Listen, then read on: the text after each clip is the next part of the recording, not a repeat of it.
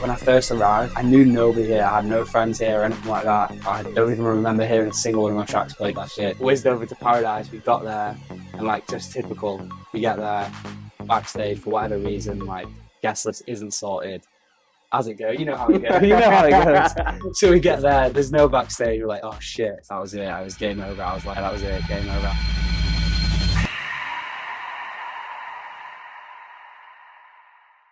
Yo, so real quick, before we dive into the video, I wanted to give you all a bit of context just so that nobody gets lost along the way. This was an interview I conducted around 4 months ago during OffWeek or Off Sonar, and that's basically a week in the year when everyone in the electronic music industry unites in Barcelona to network, showcase their events, and just have a great party in general. So the way that it works is that many up-and-coming artists gain recognition through releasing music on big recognized labels, but also having recognized artists play their music and support their tracks. And Goosey is an artist that many of you all may relate with. He used to be working a 9-to-5 job and recently dropped that just to follow his passion and be an electronic musician. Goosey has been putting in the work and delivering such good music that world famous DJs such as Jamie Jones, Michael Beebe, Joseph Capriati are supporting his tracks. And as a result, all around the world, he's starting to get more bookings, people are starting to know who he is, and he had an incredible week at the time that this video was filmed, having his music played all around the city, as you're gonna find out. Jamie Jones is a world famous DJ, my favorite personally, Goosey's as well, and he's gonna be coming up a lot in this video because he's one of the main world famous artists that's been supporting Goosey's music and pushing him to the next level. Jamie Jones runs 3 labels, Paradise, Hot Creations, and Hot Tracks, and Goosey actually released on Hot Tracks so far. And Jamie also runs a world famous event called Paradise, which has a residency at Amnesia, which was previously at DC10. A bit later on in the video, you're gonna hear a really cool story about Goosey at Paradise in Miami, which was during Miami Music Week. Just so you guys know, these promoters or these event brands are world famous and they also host events all around the world. So without further ado, let's jump straight into it. This is Goosey.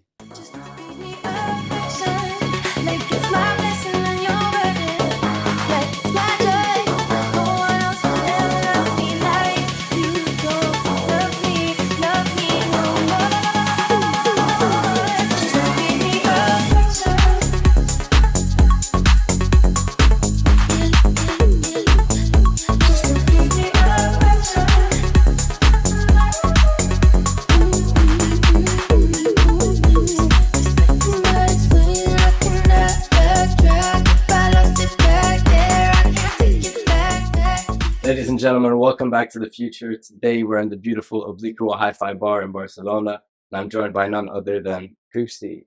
How's it been, man? We just had a sick week. OffWeek's just finished. You've obviously had your music played all around the city. Michael Beebe, Capriati, Wheats, just to name a few. Yeah, bro. You had your own few gigs as well. Along with that, you had Bodyshake be released on Kaluki. Yep. Tell us how you're feeling. Tell us how you're feeling. Yeah, bro. It's been a crazy week. A lot of stuff happened this week.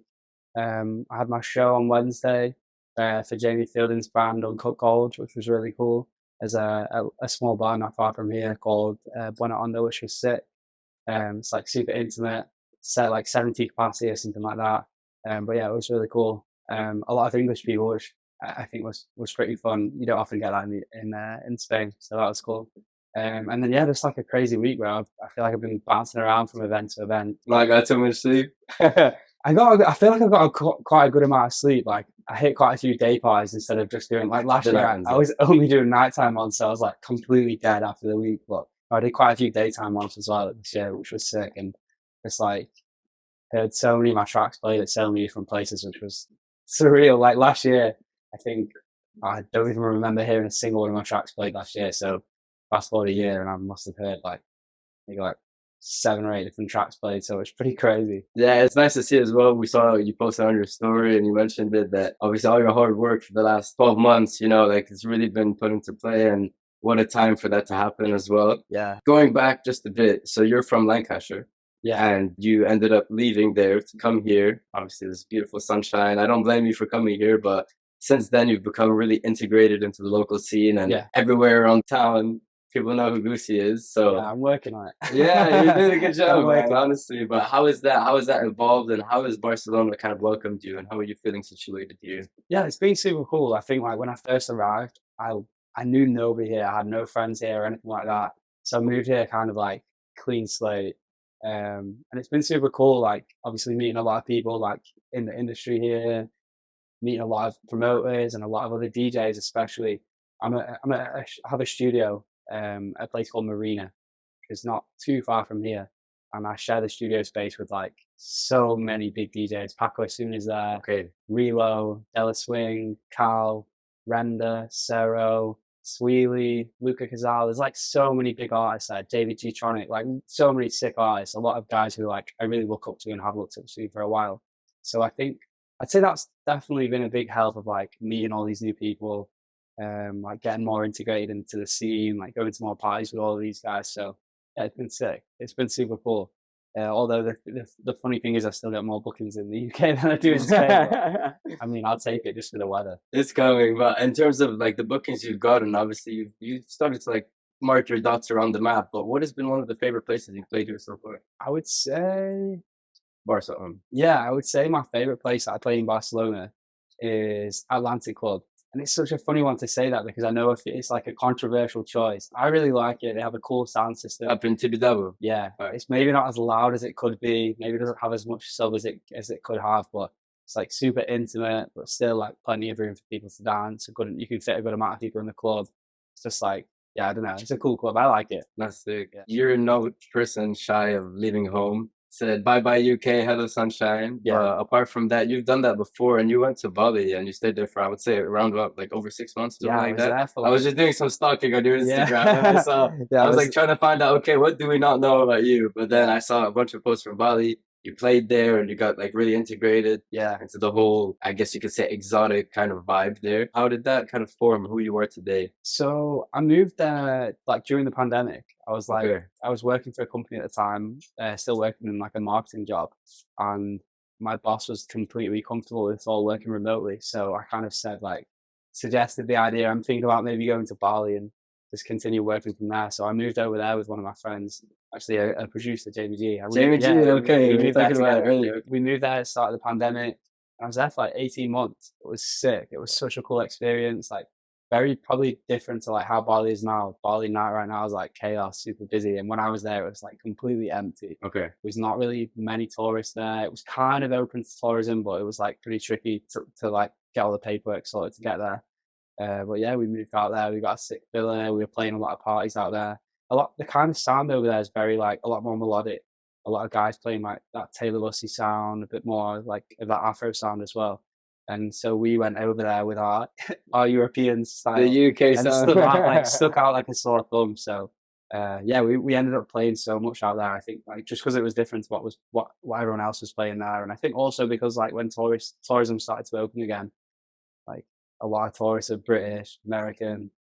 Like everyone wants to kind of hear the sound that we're playing versus like the super melodic sound or the Afro-y sound. So I mean, we got. I think I played more in Bali than I have done the rest of my whole life. Wow. Okay. Yeah, I was playing a lot. I was probably playing like 3 or 4 times a week in Bali. So were there no restrictions at the time? I mean, it was so funny the way that Bali dealt with it. So like obviously everywhere in the world's like shut down, can't leave the house. Like you've got Boris Johnson saying you can't go out the house for more than 20 minutes. Yeah, you can't go out the house for more than 20 minutes a day. And Bali was like the complete opposite. Everyone was allowed to do whatever they wanted, pretty much. I see. The only thing was you go to any like bars or clubs or anything, they just put a sticker over the phone. So that was like their way. So the rest of the world can't see like what's going on in Bali, basically. So it's pretty funny. Like nothing really changed apart from like covering your phone with a sticker. So that's mad. It was sick. If you could put something on like even to the next level, like mentally, just like leaving home, going somewhere completely new, how important do you think that is, and how much do you think that kind of formed either it could be like your musical taste or the sounds that you kind of incorporate? Yeah, I don't know how much impact it's had on necessarily the sound or the music I make. I feel like a lot of that kind of comes from like Ibiza inspiration or like going to exactly big inspiration. Yeah. Or going to parties in the UK, like Warehouse Project was a really big inspiration. It's like one of the first parties I went to, so that was a big inspiration. But I think definitely it helps a lot just from like I would suggest anyone to just like not live in the UK for a bit, like try living somewhere else, see how you like it. I mean, maybe it won't be a permanent thing, but I just feel like you learn so much from like integrating yourself in a different culture and yeah, just like eating different food and not just eating the same shit every day. So yeah, it was sick, bro. It was sick. I mean, it's very different now, like I said, but I would definitely suggest anyone to go and do it. And then if you just take us back to Friday, Kaluki, Bodyshake, out now on all platforms.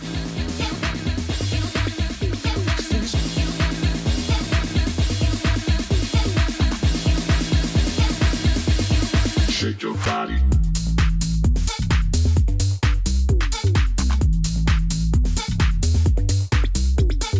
The sound that you have is very fun, very energetic, and this track kind of epitomizes the whole image of Goosey that we've had. Yeah. But can you tell us a bit more about that? Yeah, for sure. So I finished my full-time job in November, and start of January is when I got my studio at Marina that I was just talking about. And I would say like all of my music that I'd made prior to that was made on headphones. Like my Hot Tracks EP, Wow. everything was made on headphones. Whoa, time and rest. Okay, Exactly, okay. everything was made on headphones. So Sick. I got my studio in January, and I really feel like treated it all properly. Use Sonar Works now, which is like basically automatically EQs the room based on like you use a microphone, and it will EQ your room and get it to sound as flat as possible. And yeah, I think just like having a studio, doing that, like using Sonar Works, like treating the room properly, and just like having more time since quitting my full-time job to actually like really get focused on exactly what it is that I want to make. And a big thing that I really tried to do this year is like, I think I was always thinking about like, oh, this is doing this track, this sort of track's doing well, or this person's playing this track, or like this is what's popular at the minute. And I was just like so caught up in like thinking about what everyone else is doing. And this year, like the big priority was just try and forget about what anyone else is doing and just only focus on music that I want to play. And I think that's made a really big difference. Bodyshake was kind of like one of the tracks I made right at the start of this year. Like I think I maybe only had the studio 2 or 3 weeks, and I was in such a good flow. I made like in the space of 2 weeks, I must have made 10 new tracks, and a lot of them are coming out this summer. Like I was just on a really good roll at that moment in time. I think I just had all that like built up inspiration and that I put into that moment when I first got the studio. So sick. Yeah, but yeah, it even was just having all the gear around you and just having a space where you not only feel comfortable, but like it's easier for you to work. You know, you're not kind of forcing anything; it's just coming freely. yeah, 100%. I feel like a really big thing is that, especially for me when producing, is like almost like knowing that it sounds so strange, like knowing that nobody else can hear you. Like if you do something that sounds like crazy, like someone's It's your, dumb, man. your mom's not gonna come bursting through the door. Like what the fuck is that? Sick, sick. So I sick, think like sick. having that like almost private space where you've got the door closed, only you can hear it, you can afford to like make a few mistakes or like find those like happy accidents where you stumble across a weird sound and you're like, actually that sounds sick. So yeah, I think it makes a big difference for sure. Class. Yeah. Uniquely about our industry, all around the world, we just decide to, at random points in the year, just go have an amazing party and obviously network and just do all kinds of crazy stuff. There's ADE in Amsterdam, there's IMS in Ibiza, a Sonar obviously right now in Barcelona, but you have a particularly really cool story of Miami Music Week. So if you could tell us, he's already buzzing to tell us, but just to give some context, Loco Dice, B2B Jamie Jones, he was in the backstage. If I'm not mistaken, it was raining. Yeah, and then his track getting played. It sounds like a dream come true for anyone who produces music. Yeah, let loose, man. Yeah, it was crazy, bro. So me and Jamie G again. Jamie G is gonna keep coming up. We decided we were gonna go to Music Week together. We've been planning it for a while, and we just thought, yeah, let's do it. So we went there. We kind of arranged backstage already because of the Hot Tracks release. Kind of spoken to the guys at Hot Tracks, arranged backstage for Paradise. And it was such a roller coaster of emotions. Like it was the night of Paradise. It's completely like tipping it down. It's raining, like torrential rain. The whole of Miami's flooded. Everyone's saying like, oh, there's no chance Paradise will continue. So anyway, like we're just waiting to see what happens. And actually, I think I fell asleep. I was like waiting to go to Paradise and I fell asleep. We've been partying already for a few days, so you know how it is. And then I woke up, got a text from one of my friends saying like, oh, we're here, like it's not raining here, like you guys should come. So we got ready, whizzed over to Paradise. We got there, and like just typical, we get there backstage for whatever reason, like guest list isn't sorted. As it goes, you know how it goes. You know how it goes. So we get there, there's no backstage. We're like, oh shit, we've come all the way here, like we've got to try and figure this out. Yes. Anyway, made a few texts, got it all sorted, ended up backstage at Paradise, and we probably arrived like maybe like 20 minutes, 15 minutes before Jamie started playing.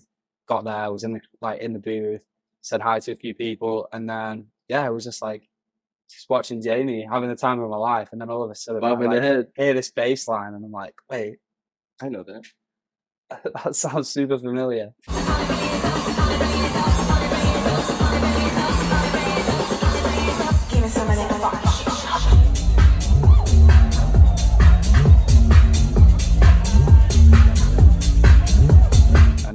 it was my track. It was my track, Funky Shit. And Jamie dropped it with Loca Dice. It was crazy. Crazy reaction from the crowd. I saw there was like some guy like on the top some of guy like climbing to the thing. Yeah. It was crazy, bro. Like the reaction from the crowd was like was crazy. I was like losing my head, turning around, chatting to my friend Jamie, and I got a little tap on the shoulder, and it was Jamie Jones. He tapped me on the shoulder, and he's like, "Bro, that was a crazy reaction from the crowd." And I was like, "Oh my god, oh my god, that was insane." So yeah, it was a super cool moment. Like completely surreal. I would say like probably one of my favorite moments to date was being backstage at my favorite party, watching my favorite DJ, watching a track that I've just made being played to like so many people. It was crazy. I will honestly never forget that moment. That's magical, man. That's super cool. And like I feel like your sound really caters to the vibe that he wants to give up, you know, because like as a fan going to a Jamie Jones party, yeah, I know I'm going there and I'm gonna dance my ass off, you know, but also it's like I'm gonna kind of be not shocked, but yes, shocked, but I could say, but also like impressed, and also like the room's gonna shake and the room's gonna fall down, you know? And like we're just gonna be on bouncing, you know, on some like next funky shit. For sure. That is Jamie's vibe. And like that sound that you're hearing right now, it's raw, it's fun, it's active, it's free. Yeah. And it's you. Yeah. And so obviously you had your hot creation, your hot tracks release. Yeah, that's right. You had Time, Restless, yeah, Freak the Funk, all these crazy rollers. Other than Paradise, other than Ibiza, is there any inspiration to your sound that we don't quite know yet? And what about how you kind of come into this creative state when you're making your music, and what kind of like influences you? Like, are you like listening to oldies, then you hear vocal, and then you're like, okay, let me play on this, or how does it really happen? Is it more like natural? Yeah, I would say like a lot of my inspiration obviously comes from Paradise and Jamie, but I think also like a massive amount of my inspiration comes from like when I first really got into this kind of music was like when I first passed my driving test. I'm driving around in my little corner in my Corsa listening to like deep house and stuff. That was like the first stuff I was listening to, like Benediction and obviously all of those like really old deep house classics. But then also I kind of got into just like deep house in general. I was buying all these like Ministry of Sound, deep house CDs, like listening to them all in my car. So I feel like a lot of the sounds that I gravitate towards are like those like really big, like bouncy bass lines from like that deep housey kind of vibe. Yeah, just like that. That's it. That's the stuff that kind of I really get into, and I think I've been trying to make music that's sort of still works now, like still nice, high energy, clubby stuff. But definitely has some of those deep housey like elements to them, like some of those like deep housey melodic elements. Yeah, we can hear it. Yeah, bring in a little stuff, synth, and then like just kill it back with the bass line. Exactly. Other than that, creative wise, obviously now you have your own studio. In terms of like flow, and in terms of like making sure you always have fresh ideas and avoiding writer's block, how do you kind of deal with that, and how do you kind of keep your creative juices flowing? Yeah, I think the writer's block one for me is like a funny one. I think I'm very like logic-y. And I just think if there's ever a day where I go in the studio and I think like, oh, I'm struggling, I'll just go the next day and I'll just try again. I'm one of those where like if I go to the studio enough hours a week, like I'm gonna get over it. Yeah, exactly. Put the reps in. Don't know, but there's definitely things that I try and do like aside from like being in the studio just to kind of like help the ideas flow a bit. Like for example, I always try and look for my samples or vocals or that kind of stuff outside of the studio, because I feel like if I get to that point with a track where I'm like looking for something, I need a new vocal or I need a new element or I need to find something, it kind of kills my creativity. I would rather be like in the studio just using stuff I've already found, using samples that I found or vocals that I've found. Like maybe they won't be right, but at least I can just throw all these ideas in that I've got and see what works. I really feel like kind of doing the homework before you go to the studio brings up a bit too. But yeah, I would say that's it. That's sick too, because you know you're transitioning from having a hobby to creating your job, you know? Yeah. And it's like now you're coming to a point where you're getting more gigs. Obviously being put in many situations where it's like, okay, you could be sending it all the way, you know, and like you might have a gig the next day and say, oh, that's all right, I'll sleep on the plane, you know? Transitioning into this like next level, you obviously have to set your boundaries, but also work is work, fun is fun, and creating like the environment of work at your studio, that's a very, very good thing to do. Yeah, 100%.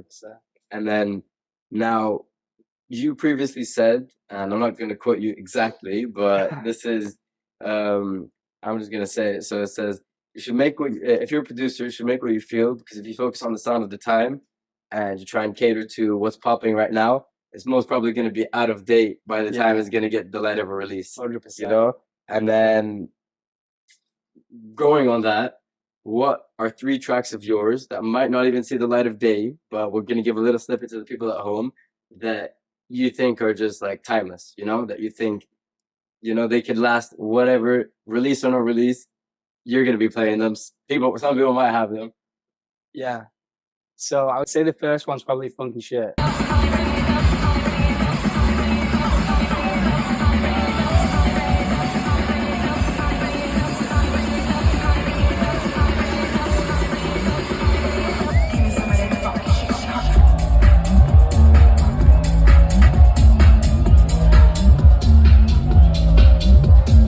Okay. It's just like, it came together so quickly. I think I made the whole track in like 4 hours, and I knew straight away as soon as I made it. I knew like it was going to be a good one. Like I just had a really good feeling about it.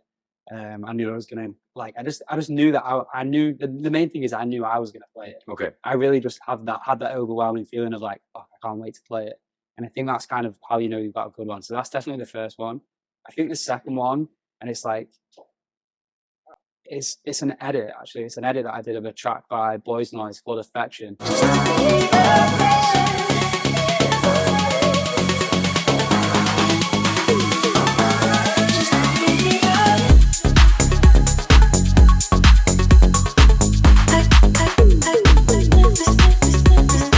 And I did a kind of like deep housey edit of it, but it's kind of sped up. I can't remember what BPM it is. It's maybe like 127 or 128, where it's kind of like got that deep housey feel, but it's a bit more clubby. And I just love it, bro. The vocals in the original are absolutely amazing.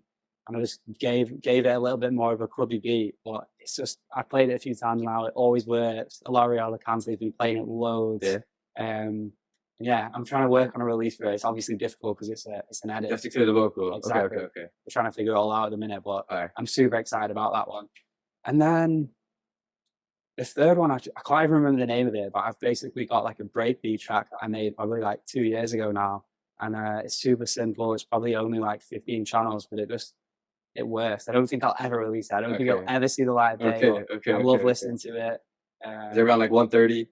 I don't know. Yeah, maybe it probably is about 130, something like that. I would imagine so. But yeah, I just love it. I love listening to it. I have it on my SoundCloud. Just listen to it every now and then. Yeah. Do you listen to breakbeat at all? Like do you kind of delve in between different genres? Yeah, I think like the music that I make is kind of like always fits in that like either housey or deep housey vibe, and it's always pretty clubby. But I do kind of like, if I'm just not in the mood to make that and I'm in the mood to make something else, I will. Happens less often these days because I think like I'm more now trying to make music for a purpose versus just making music for fun these days. What was the purpose? The purpose was, obviously just release on labels or to play in clubs. Whereas like before, it was more just like in my free time, I'm like mucking around making music. Like just like throwing. I've got a few hours, I'm gonna see what I can make kind of thing. Okay. Whereas now I'm like making it more with a purpose. That's sick. Yeah, but that's definitely the third one. I don't think it'll ever be released, but I do love it. I just love listening to it. It's just like a cool breakbeat vibe. There's like a few of them that Riley had supported at Fabric. Yeah. If you could give me the names, there's the one of them. That's my favorite track of yours is the one that goes like yeah. Oh, I don't know. And when the fire's burning out. Yeah. Yeah. That is I did an edit of Steering Love.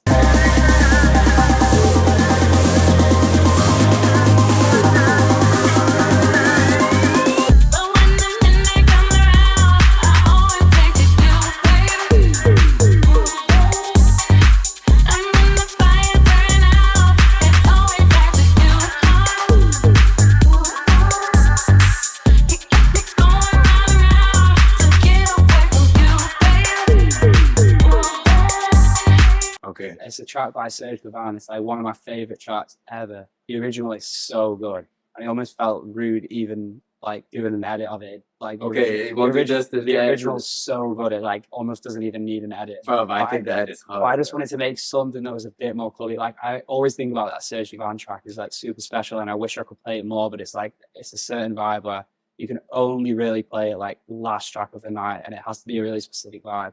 I wanted something that kind of does that same like last track of the night kind of thing, but is just a bit more versatile. You can play it a little bit more. So that's what I went with that. And I really want to release that track. I don't know what to do with it yet, because again, it's got like, it's an edit of a really big track, but I would love to release it. We'll make it happen. We'll guys. see. We'll see. Whoever's watching this right now, pull the strings. We'll make this happen. Yeah. Other than that, one of the hottest ones, we heard it at Sun Waves. We heard it all around the world, from the east to the west, the best, coast to coast. Yeah. Yeah, I'm super excited about that one too. It's coming out next month. Yeah. Next month. Okay, on a good label. I don't want to say too much yet, but yeah, I'm super excited about that one. It's on a label that I've had an eye on for a while. I've really wanted to release music with them for a while. I think I really like what they're doing. They do really cool parties and stuff as well. So yeah, I'm excited about that one. It's had some... I guess in the comments below who's gonna get it. It should be a good one. From the east to the west, from the west to the west, from the west to the west, from the west to the west, from the west to the west, from the west to the from the east to the west, I'm the best.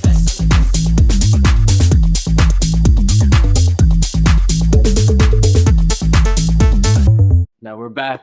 Quick fire round. We're gonna start asking a bunch of quick fire questions. Yep. Try not to think too much about it. We want to get the natural Goosey responses. So first off, if you were to create your own lineup, your own party at whatever club of your choice, any people playing in whatever order that you would like, where would it be and who's playing? What's happening? DC10 for sure. Okay. Definitely in the garden. We'd have Samba. Okay. Terrace. It would be me, of course. Our boy Jamie G. Fire. Probably Toby Simpson. Okay. Yeah. Now we're talking. There's a guy that I really like right now called Marianne from Brazil. He's making like super cool stuff, really percussive, really rolly. He'd definitely be in there. Couldn't have the Terrace without Jamie Jones, for sure. Maybe if the budget was there, we'd get the Martinez brothers on as well. Why not? It's okay. Wouldn't mind Circo seeing them Loco, there, we got a vibe. Yeah. Very nice. Yeah, for sure. In terms of order, who's closing? You or Jamie? Oh no, Jamie's got it. There's no way I could beat him at that for sure. Dream back to back? Oh my god, I'm gonna sound like I'm Choose three people. Jamie's number one fanboy. Okay. Yeah, I would say Jamie for sure. I'd love to back with Jamie. I really like the idea of playing back to back with someone who's got a bit of a different vibe. Like I'd love to play back to back with Paco. He's a bit more like percussive. I'm a bit more like bassliney. I would love to do something like that. Yeah, I think the other one would just be maybe the Bros. Like just playing back to back with the Bros, like so Bounce. so iconic. Just, yeah, I think that would be sick. And then if we were to touch on Paco, do you think you would ever kind of delve into like kind of doing like the live set kind of stuff that him and Marco and Iglesias and like, you know, just kind of have like I don't want to say tractor never. driving bass line and then play around with the I don't want to say never. I think maybe when it comes to tractor, probably not. I think maybe like if I got more into like the instruments and stuff, maybe I would consider doing a live set. But I don't know. I just love DJing. I love mixing. I love I actually had a conversation with someone about it the other day, and I really love just like mixing tracks. Like I feel like tractor for me really like it's sick, and there's so many cool things you can do with it, but it almost just like spoils the fun of like not being able to beat match, not being able to mix. Yeah. I love and catching it at the end. So maybe I don't want to say never, but I love just playing on like CDJs with a mixer. But then on a tangent, what got you like? How did you start mixing on CDJs? What got you into that? Actually, one of my friends when I was like 16 or 17, he had CDJs, and he told me, like my best friend at the time, he told me how to mix. And I've got like a really obsessive personality. So the moment he showed me the decks, that was it. I was game over. I was like on them every night. Right. Yeah. We were living together. Like we moved in together at like 18 or 19. So yeah, that was it. Game over. I was on the decks every night. Never stopped. And then in terms of all the sets you've played before, yeah, what's the favorite one you've done? Musically, vibe wise, if there are two different ones for each kind of category. Yeah, I would say City Hall in Barcelona is really cool. Paco Suna and Marco Crowley used to have a residency in there. So it used to be a really like famous club for Barcelona. Okay, so it's got history. Yeah, it's got a lot of history, and you can kind of really feel it when you're there. I think it's maybe changed owners a few times since then. Maybe the sound system's not as good as it once was, but it still kind of has that character. And Spanish crowd's hard to beat. Everyone's just super into it. Everyone really loves that like rolling kind of vibe. It's just a fun place to play. You can always get everyone super excited and super up for it. The sound system's pretty good, so I do like playing there. Yeah, I'd say that's probably one of my favorites. Any like night in particular? No, I've had so many good nights there. Yeah, pretty much every time I played there. First time I played there wasn't amazing, but after that, every time I played there, it's been pretty good. I think I was just getting used to I hadn't been in Spain that long, and it's like getting used to the differences between playing in the UK and playing in Spain. Like I would normally play like super bassliney stuff, and coming to Spain, you've just got to play a bit more groovy and a bit more percussive, and I think I figured that out on night one. Okay.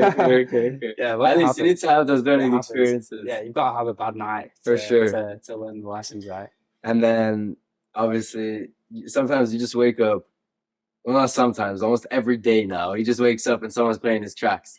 So what was like one of the most influential or like the coolest supports you've seen of your music that you just like woke up one day, just seen a video and you're like, yo? Yeah, I think probably just the first time seeing a video of Jamie Jones playing one of my tracks. I'd say that was just a crazy moment. Do you remember the track? Yeah, it was Restless. It was like my A side to my Hot Tracks EP. Was it when that was confirmed, or it hadn't been confirmed? It was just like I just sent it to him, and I was keeping a really close eye on videos of him playing it. And he played in Dubai, and the video was terrible. The first video that was absolutely terrible. You could barely. I think it was a video of like some dancer like doing his stuff. Like dancing, throwing shapes, and all I could hear in the background was like, hold on a minute, I was Restless. No. I was like, holy shit, Jamie's played my track. I think that was the first time he played it. I just remember like that crazy, I like got goosebumps now. Come on, that's what we're here for. It's just the craziest feeling, like the craziest feeling ever seeing someone playing your music, like especially someone who you really look up to like that. It was 100% surreal. That's sick. Yeah. And then in terms of other people in the industry right now that we should be keeping an eye on. Yeah. I would say I already mentioned him, but Marianne from Brazil is killing it.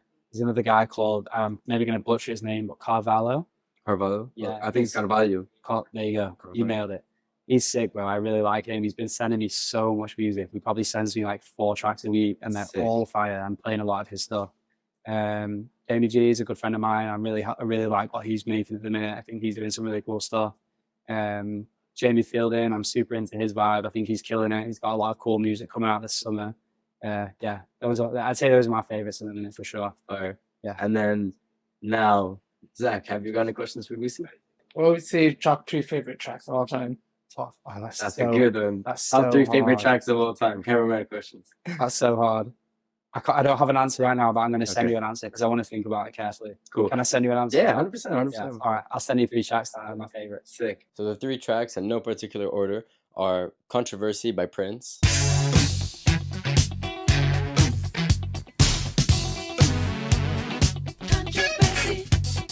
classic. Next up is Mario and Vidis, Changed.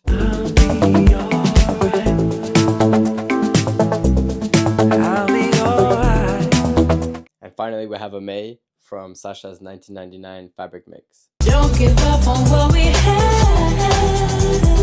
I'm by your side. Fire. You previously said, obviously not a direct quote, but you said that you're exactly where you are and where you're meant to be, depending on how much work you're putting in and depending on everything that you've done up to this point. And now, obviously, you had a really pivotal moment in your career. We've had such a crazy year coming on, and hopefully such a much better years to come. Yeah. Right now, if Goosey of 2025 or 2030 is looking back on this interview, what would you want him to have accomplished, and what do you want to kind of hold yourself accountable for from now to the future? Looking on? I think a lot of like my goals are like there's 2 sides. There's like the label goals, like specific labels I want to release on. But then I think like the biggest thing for me is like the specific clubs that I really want to play. Like one of the first clubs I ever went to was DC10. That's why it has such a like special place in my heart. So like a massive goal for me is I really want to play DC10. I really want to play for Paradise. I would love it if I could play for Paradise at DC10. Obviously. That's not a thing anymore. Game over. Yeah, that's not a thing anymore. But yeah, I'd love to play for Paradise. I'd love to play for DC10. I'd love to play for Solid Grooves. And then like label wise, like I would love to do All Creations. I would love to do Solid Grooves, like taking off those big labels. But I think the other like really big thing that I want to focus on is like just kind of like building a brand and building a label. Like I really want to build a label that isn't just a label. Like I want to have like clothing. I want to build like like a proper brand and like really try and grow something. So I think in 5 years' time, I would really hope that I've made a good dent in growing something. That's the goal. 100%. You're on the greatest start that you could have. Yeah, cheers, bro. That's sick, man. But thank you so much once again. Thank you. I've got a few gifts for you. You don't have to open them now. Thanks so much, bro. Thank you for you being so sound. Yeah, obviously, this bro. interview, my God. This interview was supposed to happen almost a year ago. I was like in Ibiza and I was like, hey, should we do it? It was really rushed. Didn't end up happening, but I think now was the perfect time for it to happen. For sure. Thank you so much for being so easy, so accommodating, and Thanks great. for having me, bro. Guys, this has been Goosey. Cheers to the future, man. Yeah, cheers, bro. Thanks Okay. so much. All done. Finished. Catch. Sick. Mate, what's the gift? What have you got me? Go ahead. I got you three mini gifts. The only thing that took too long was Fabrics. Yes. the only thing that took too long was the wrapping paper. We had like set wrapping Bro, paper. I'm so bad at wrapping. I'm so bad at Bro, wrapping. I got the It's like for the house. Bro, I actually need coasters. Fire. I That's actually it. need Done. coasters. Come to the rescue. This is sick. Sick. I like the stickers I as think well. I don't know if you have these. You just might do. Ooh, some lubes. I do have these. Okay. But, I mean, You always need to spare you can around. you can never have enough. Enjoy them. That's it, bro. My God. Thanks so much. Catch you. DC10 Terrace with Jamie Jones. Hopefully It's done. soon. Hopefully soon. Never gotta sit back.